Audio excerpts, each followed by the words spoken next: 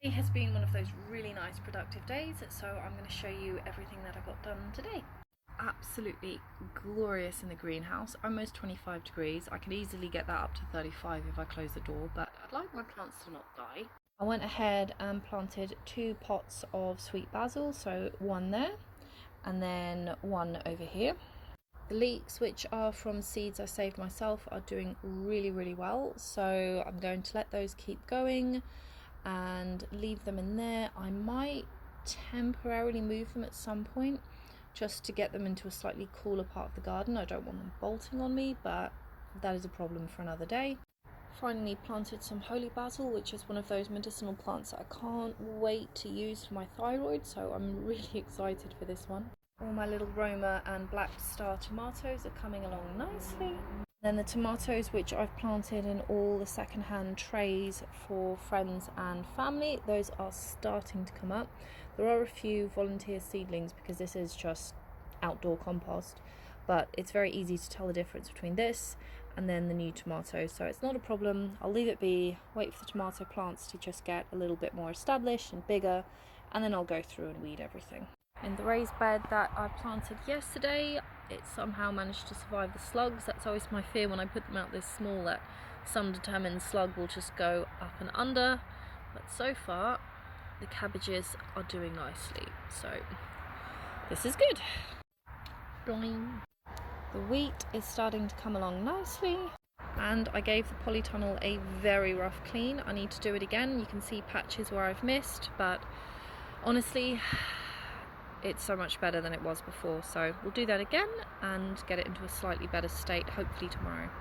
And this is what I love about letting certain things just self-seed. I grew nasturtiums in here, and then I deliberately threw the seeds back in the raised bed, and as you can see, they're just starting to come up on their own. No faff, no me watering them, just nope, plant it once, done. Don't have to worry about it, and that's something that I want to do a lot more of, because the less plants I have to faff over, the easier this whole food self-sufficiency thing is going to be. And I can already see some of the strawberries starting to come up. I will cut this since this is old from earlier on in the year when we just suddenly had this weird warm weather, and it sent up all these flowers, and then we had a frost and it wasn't any good, but I'll cut that so it doesn't put its energy into that, but I'll do that another day. And all of my tomatoes should be starting to come up here. Nothing yet, but we will get there. I have started to change the way that I've done the trellising in here, because you can see back there I have some of the cables that go back, they go over that main bar and then they hang down. I'm not going to do that this year, because what I found, and you can see how dirty the polytunnel is because they were growing up against the polytunnel plastic. They just made a mess, and the leaves got stuck to the polytunnel, and especially later on in the season when we had this really intense wet season where it was just raining, it was humid, it was disgusting. It was not good for the plants, it wasn't very productive, so instead what I'm doing is I'm just pinning it straight there so that there's a lot more ventilation behind. It should be easier to pick. I'm not going to lose room.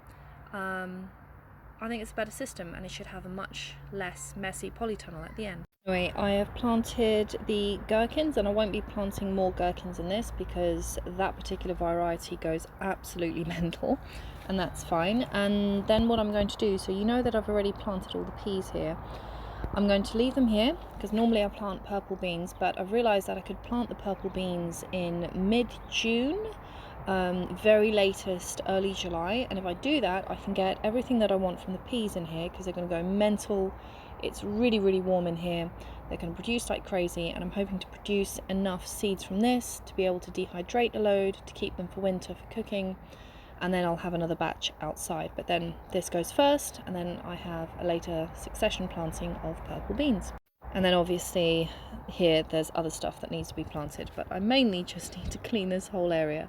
I've cleaned it up a little bit inside, but this is one of the reasons why I will not be having these going behind that barb. Speaking of peas, I planted a load of peas on this side. Now I've already planted the Greek gigantes here, but by the time they've grown up and around, the peas will be done. I'll have ripped them up, and then the Greek gigantes can have the time to just keep growing all the way along, and I have a massive crop of Greek gigantes.